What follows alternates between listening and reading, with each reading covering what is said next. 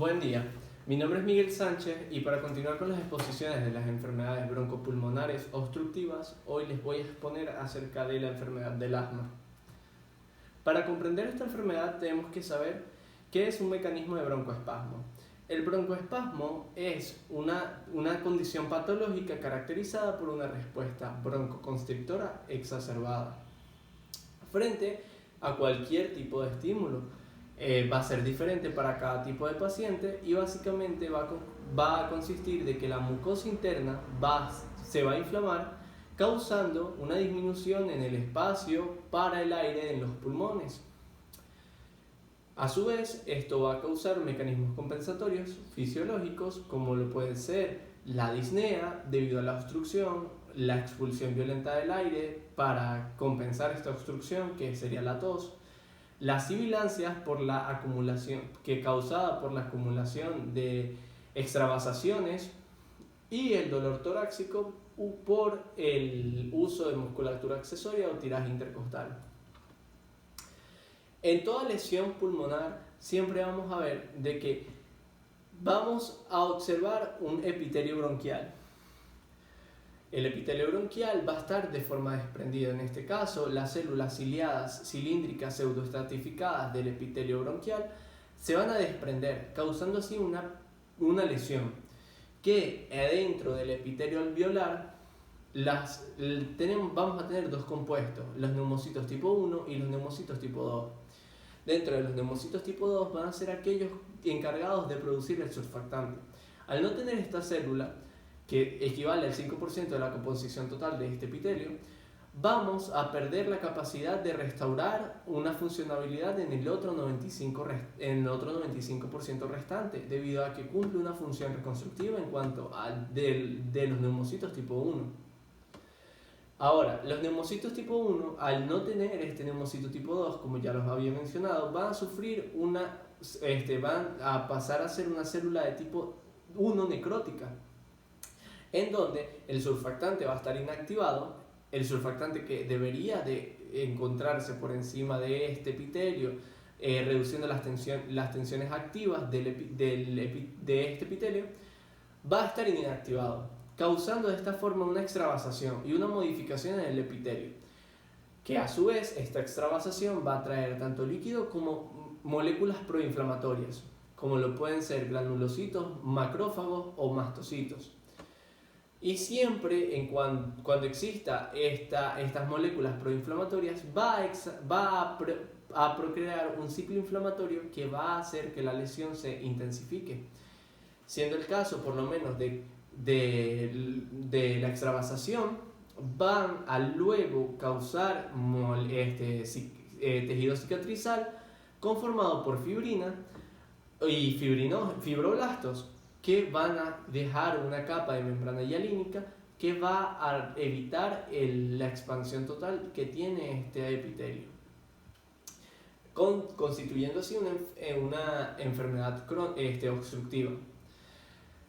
Generalmente, cuando este epitelio llega a estados avanzados, va a modificar la dicha composición del epitelio y va a procrear una exacerbación en la lesión propiamente dicha.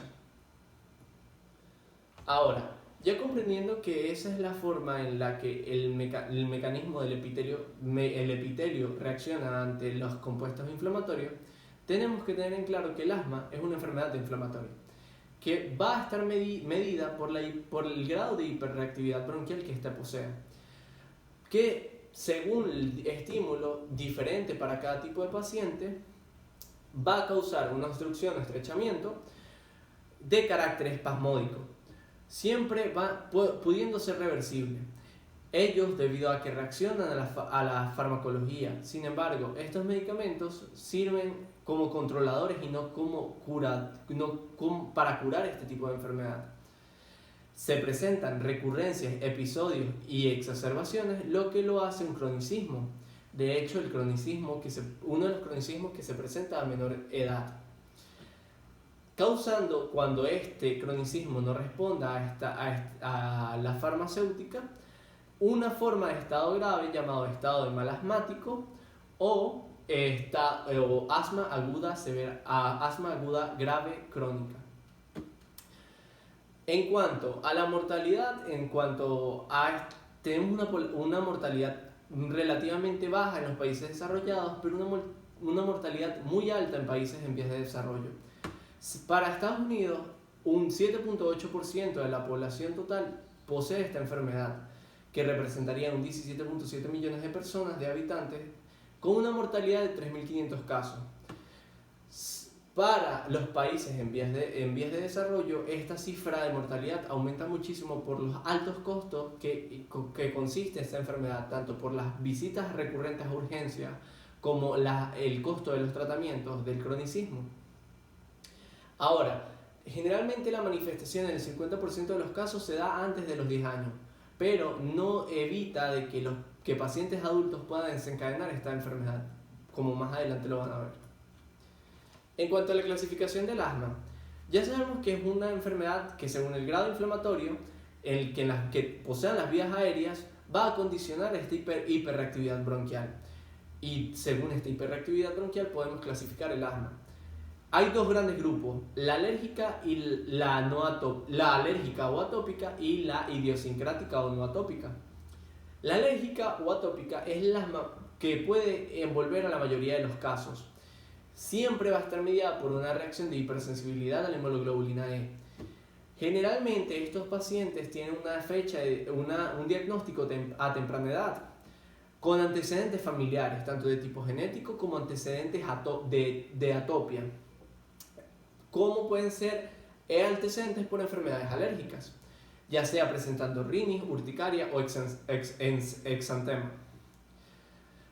Pero siempre un alérgeno va a desencadenar esta reacción inmunológica para generar una hipersensibilidad en la hemoglobina tipo E, como lo puede ser un alérgeno común, en este caso generalmente polvo, polen o caspa, y ello va a causar el estadio inflamatorio en el epitelio.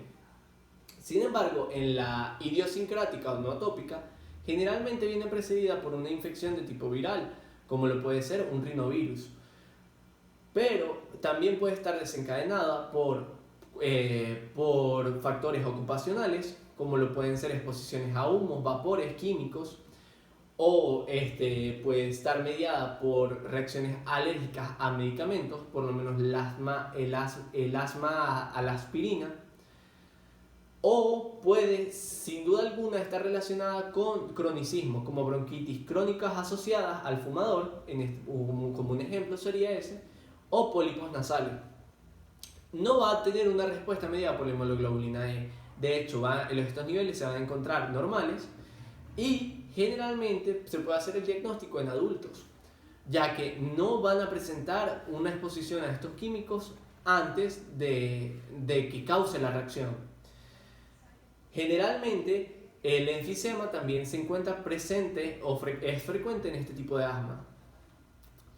Ahora, el asma, como es una enfermedad inflamatoria, se conoce a ciencia cierta la etiopatogenia de la enfermedad. Se puede, según el tipo, por lo menos en cuanto a la atópica, que es el tipo más estudiado, sospechar en cómo es esta etiopatogenia.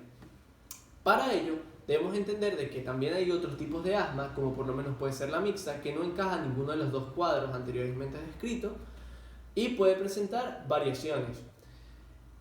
Ahora, para clasificar este asma es importante recoger la información de los antecedentes personales de la persona, tanto factores de riesgo, exposiciones, cuadros clínicos y reingresos por dicha enfermedad.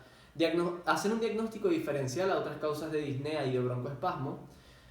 Evaluar la duración y posible causa de desencadenantes de la agudización y evaluar el tratamiento crónico de administración del inicio de la crisis, si realmente está respondiendo al tratamiento, para nosotros estratificar una gravedad clínica.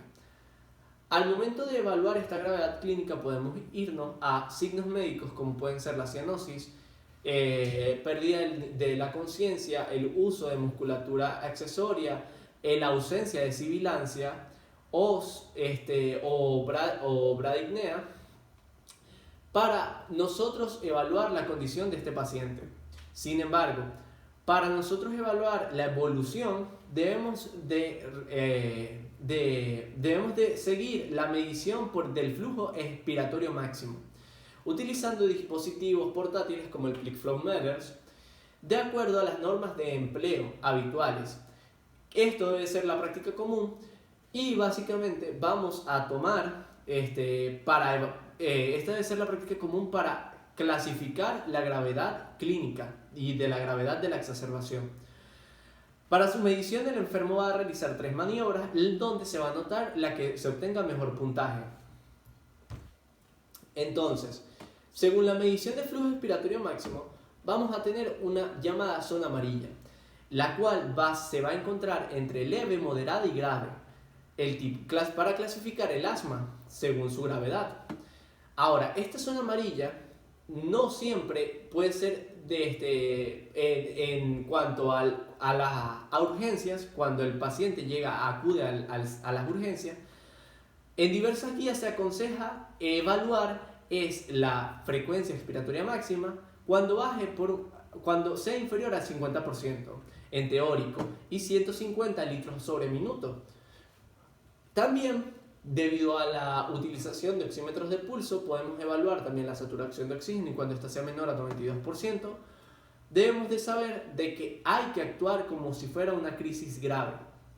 Sin embargo, la zona amarilla, que ya conocemos, que va entre el 70% del flujo expiratorio máximo al 50% del flujo expiratorio máximo, en algunas guías, hay guías que pueden llegar hasta el 80%, se debe de entender de que solamente se va a aplicar o se va a decir que es grave cuando sea inferior al 50%. Por ello es lo didáctico de intentar relacionar la saturación de oxígeno menor a 52% y la frecuencia expiratoria máxima del 50% para hacer un tratamiento veloz y eficaz. En cuanto a los pacientes de asma grave, se va a tratar con corticosteroides vía endovenosa, como pueden ser la prednisolona o metilprednisolona, y aunado a ello una terapia combinada por los beta receptores selectivos tipo 2, como puede ser el salbutamol inhalatorio. Ahora, para el asma grave, cuando se encuentra entre el flujo expiratorio máximo entre 50 y 70%, o 150 a 300 litros por sobre minuto, podemos tener de que este tratamiento se puede hacer mediante los fármacos receptores beta-adrenérgicos tipo 2 selectivos de acción prolongada o LABA, aunado a los corticosteroides inhalatorios. Y cuando sea leve, sencillamente se puede tratar mediante un fármaco de receptores beta-adrenérgicos tipo 2 selectivo, como lo puede ser el salbutamol. Se puede evidenciar que según esta gravedad se va a tratar la exacerbación y según el tipo de asma también vamos a clasificar su etiopatogenia.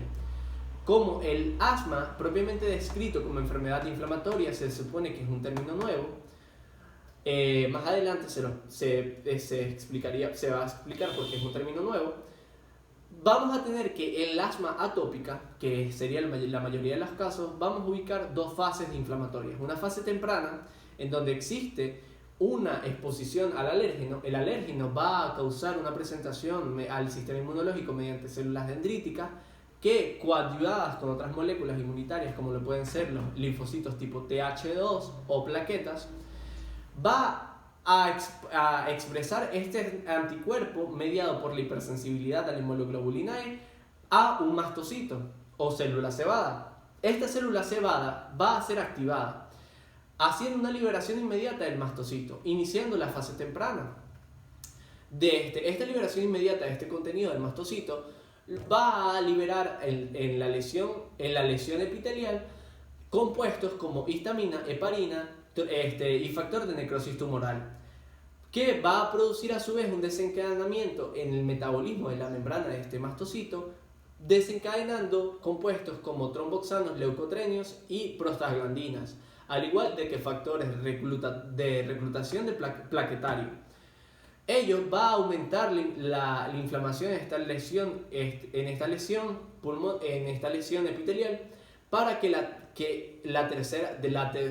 los terceros productos de origen de transcripción de diversos genes y síntesis de mediadores inflamatorios proteicos, como lo pueden ser las citoquinas, aumenten esta reacción inmunitaria, siendo las citoquinas IL-1 a IL-8 las que se encuentran siendo proactivas, quimioayudantes, vasodilatadoras y quimioatrayentes para iniciar con la fase tardía de la enfermedad. También se encuentra la IL-13, que va a producir una exacerbación en la producción de moco en las células caliciformes, al igual de que un crecimiento en el factor estimulante de las colonias de granulocitos macrófagos. Para que estas sustancias quimioatrayentes, vasodilatadores, quimiotácticas, van a causar una extravasación de compuestos inmunitarios migratorios, causando una fase tardía. En esta fase tardía vamos a encontrar que estos compuestos van a migrar hasta el sitio de la lesión, causando una migración masiva que va a aumentar la reacción inmunitaria. También ellos van a producir, propiamente dicho, estas moléculas van a producir moléculas proinflamatorias de igual manera, como lo pueden ser las superproteínas, proteínas la toxina eosinófila, proteínas catiónicas, anión superóxido o peróxido de hidrógeno, que también van a hacer un daño inmunitario, y también van a ser quimioatrayentes para moléculas de este tipo de inmunidad, lo que va a perpetuar un ciclo. Entonces, ¿qué vamos a observar en esta fase tardía? Se va a caracterizar por un broncoespasmo acompañado de vasodilatación, de edema en la mucosa debido a la hipersecreción de moco, causante que a la larga, cuando se perpetúe este ciclo y no se controle, puede hipertrofiar la musculatura lisa. Ahora, esto sería la reacción inflamatoria. Debido a la gran cantidad de la migración de extravasación de eosinófilos, que van a ser el primer compuesto para esta fase tardía, luego seguido de las plaquetas y de los linfocitos Th2, se puede describir el asma como una bronquitis aguda descamativa eosinófila. Por esto es que este mecanismo, propiamente dicho, ha sido descrito en la actualidad y se desconoce cómo funciona la etiopatogenia para otro tipo de clasificación de asma, a ciencia cierta. Ahora, también tenemos que entender de que según los niveles de estos linfocitos Th2, que son coayudantes, al igual que las plaquetas, vamos a clasificar a un tipo de paciente, los cuales van a ser de mejor pronóstico para el tratamiento con glucocorticosteroides. Siendo esto no el único mecanismo de lesión, debido a que esta lesión epitelial también va a tener una participación en mecanismos neurógenos, debido a la estimulación en las terminaciones sensitivas desprotegidas en el epitelio lesionado o las vías aferentes, específicamente de las vías aferentes del nervio vago, van a causar una estimulación que va a causar una disfunción en la regulación del tono bronquial, causando a su vez broncoconstricción, aunada a la broncoconstricción que causa el broncoespasmo por el colapso del epitelio. Ellos van a hacer básicamente una disfunción en la regulación autónoma para los receptores beta-adrenérgicos y los receptores beta-adrenérgicos colinérgicos. De hecho, debido a esta reacción, es por lo cual los receptores beta-bloqueadores de cualquier tipo, van a ser contraindicados en este tipo de pacientes, ya que van a exacerbar esta participación de los mecanismos neurógenos. Y, a su vez, ello puede traer consigo una vasoconstricción, puede acompañarse de una vasoconstricción. Aparte, ya como la enfermedad podemos clasificarla clínicamente con unos hallazgos clínicos, además de la vasoconstricción, en el esputo también vamos a evidenciar este desprendimiento epitelial que puede ser proveniente de la lesión alveolar, denominadas espirales de Schurzmann, que básicamente son partículas de moco con epitelio desprendido. Y también vamos a evidenciar cristales de Charcot-Leyden en el esputo debido a la proteína eosinófila, que a macroscopía se puede observar. Entonces, se puede ver cómo el aumento en la mucosidad va a estar evidenciada en este tipo de pacientes. La lesión alveolar va a estar mediada por el alérgeno que va a causar una extravasación de los eosinófilos. Esta extravasación de los eosinófilos, a su vez, va a aumentar la permeabilidad. Cuando se aumenta la permeabilidad, va a atraer sustancias proinflamatorias provenientes de esa extravasación. Al igual de que el alérgeno en sí va a estimular estos nervios aferentes ya expuestos por la lesión epitelial, causando la infiltración de macrófagos eosinófilos, que a su vez van a causar un estadio de inmunidad, un estadio proinflamatorio, causando el daño epitelial masivo, el aumento de secreción de moco, y también van a causar una hipertrofia en la musculatura lisa. De ahí es donde se debe